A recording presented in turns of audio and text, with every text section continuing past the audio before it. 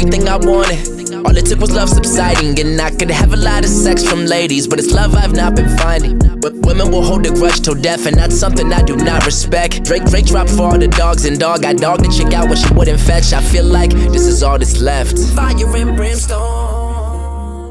Welcome to another episode of the My Wits End podcast. It's your man T Wits, artist, thought provoker, owner of a studio, a music recording studio that I utilize to express myself and to help artists do the same.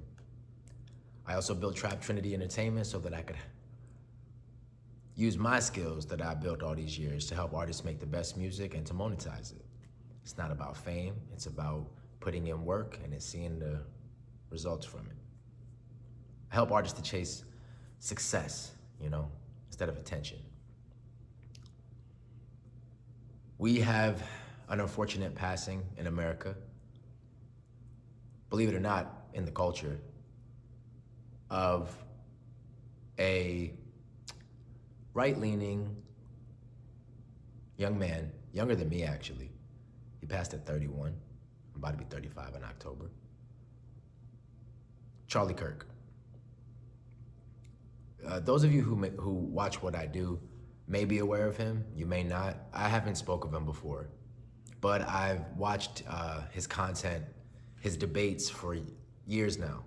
I first got hip to him when I moved to Las Vegas back in 2020. 2021? Oh my God, the years are blurring now. Yeah, anyway.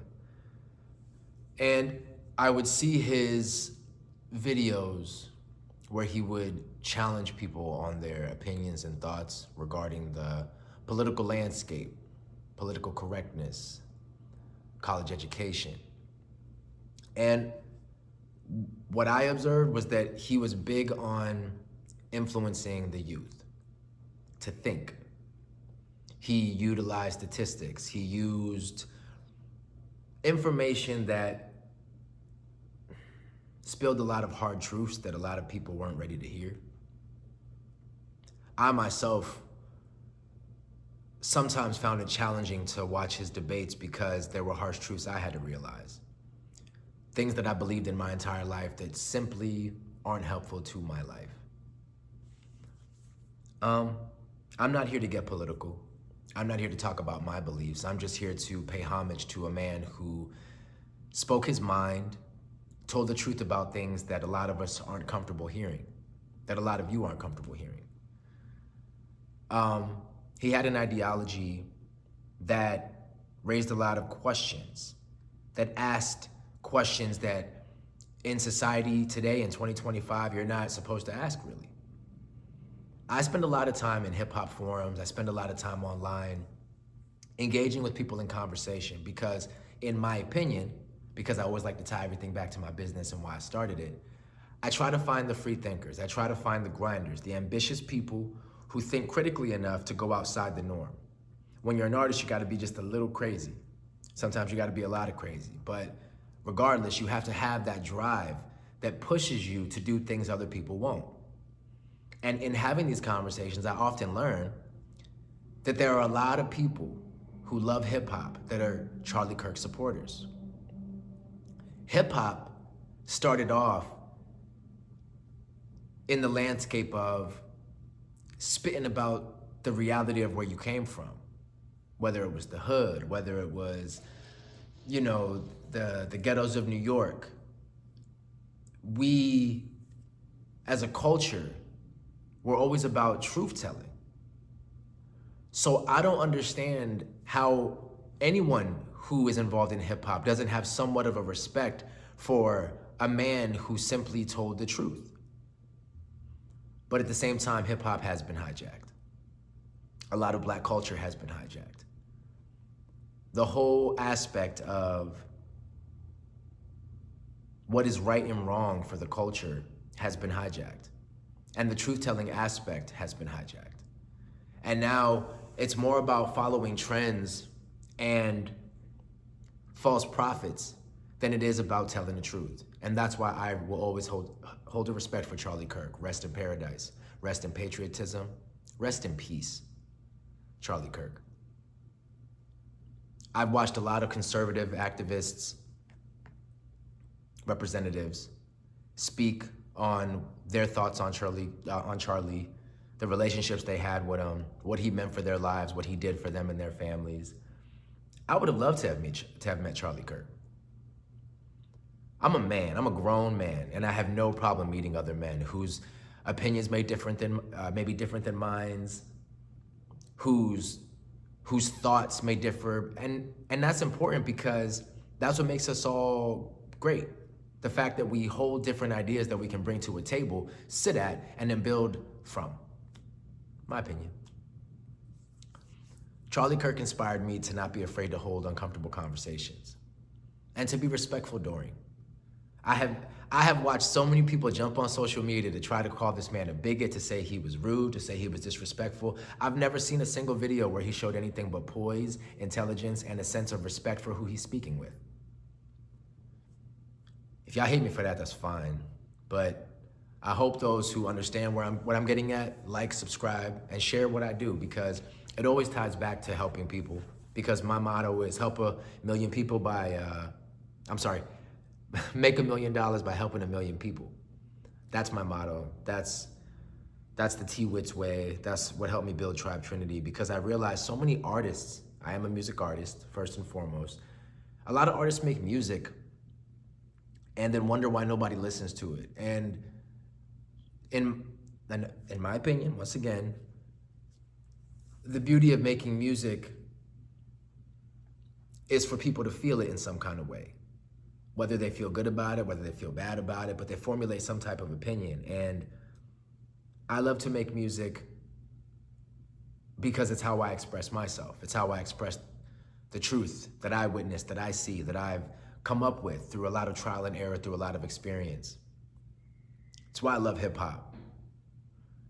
I refuse to let the truth that hip hop represents go down the drain with people like Charlie Kirk.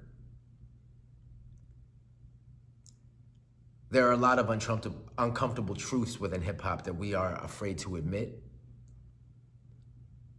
We don't want to talk about how the executives who run hip hop on a corporate level feed off of the negativity and make money off of how we pass along negative messages to each other as a culture. I did it for a long time in my music. I didn't know the difference. It's part of why I do what I do now. It's why I don't care about fame. It's why I've turned down record deals. It's why I have formulated partnerships with people and we actually make money together. You would be shocked how many artists in the industry aren't making money right now, but are making money when they do push hatred, when they do push an agenda, which is something Charlie Kirk was extremely against. He was against the agenda. He wanted people to come together in unity and to recognize the harsh dealings that we must face.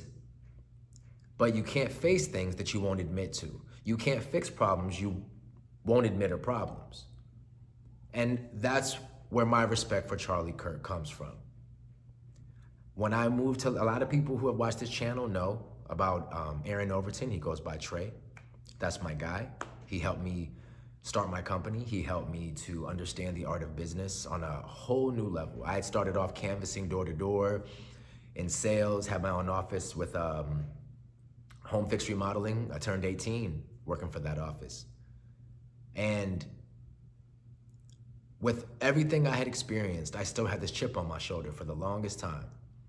And this nerdy white dude who met me serving tables, he used to come in and work on his laptop.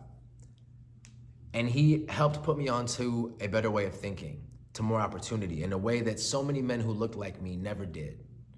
It's not a knock against men that look like me, it's not a knock against my people, but at the end of the day, the term my people for me means those who are for me, for the ideologies that I follow. It doesn't mean we have to agree on everything, but someone like a Charlie Kirk, I know my mentor Trey respected, and he taught me to respect men like that, because Charlie Kirk was a man. He was a father. He was a husband. He was a leader to the youth. Something that many people I know consider me to be. And that's why I had to make this episode and speak on this young man. He was 31. And if you have anything negative to say about this man's life, I beg you to go and watch some of his videos in depth, to go see what he spoke on and get past the fact that he is a man and was speaking from his perspective and point of view. But listen to the message. It wasn't about black and white. There were uncomfortable truths regarding black people and white people and the kind of culture that we have and where we come from and what we engage in, depending on where we come from, the inner city, the suburbs, whatever. But statistics are statistics that you can look up. This man's life was one of value that you can witness just by seeing his content. And if you watch my videos, like, share, and subscribe, and go check him out. Rest in paradise, rest in patriotism, rest in peace, Charlie Kirk. And I hope that anyone who goes to post about his passing on social media, speak about it to their friends, they take a moment to look in the mirror and to understand that we're all flawed creatures, that we all are constantly growing, and that we all, I would hope, genuinely want the truth. Anyone who doesn't want the truth, don't pretend that you do. Be quiet, because you're most likely spreading lies. I go by T-Wits, and I make music where I do my best to tell the truth about my experiences, and I do it so that people can learn and grow from it, the way that I have, the way that I'm so grateful I have. And Charlie Kirk was an inspiration to me and will continue to be. It doesn't make me an Uncle Tom, it doesn't make me a coon. Most people don't even understand the story of Uncle Tom and don't even recognize that Sambo was the true villain in the story, but I digress. I'm a man in America who does his best to have a game plan. And my game plan is to bring people together and to make a lot of money helping people to recognize that we're supposed to be working together. Keep watching. Love y'all, man. Tribe Trinity.